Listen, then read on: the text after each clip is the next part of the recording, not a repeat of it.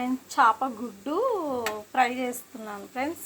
చూడండి, ఉప్పు, కారం, పసుపు, అల్లం, తెల్లగడ్డ పేస్టు, చేపలు ఇవి. నేను చేప గుడ్డు ఫ్రై చేసుకుంటున్నాను. వాటర్ మరగబెట్టాను, వాటర్లో వేస్తున్నాను. ఇది వాటర్లో వేసేసి బాగా ఉడకనివ్వాలి. కొంచెము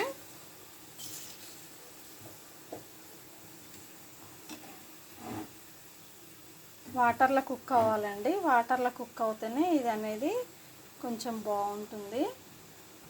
కౌసు పోతుందండి, నీసరి వాసన పోతుంది, మంచిగా ఉడికిపోతుంది దీనిలో.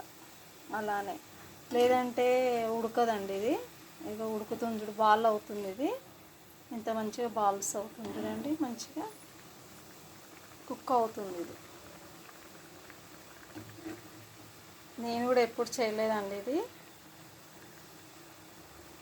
ఆమె చెప్పింది నాకు. గుడ్లు అమ్ముకుంటుంది కదా ఆమె, చేపలు అమ్ముకునేటామని చెప్పింది నాకు. ఇది ఉడకబెట్టండి ఫస్ట్ అని చెప్పింది.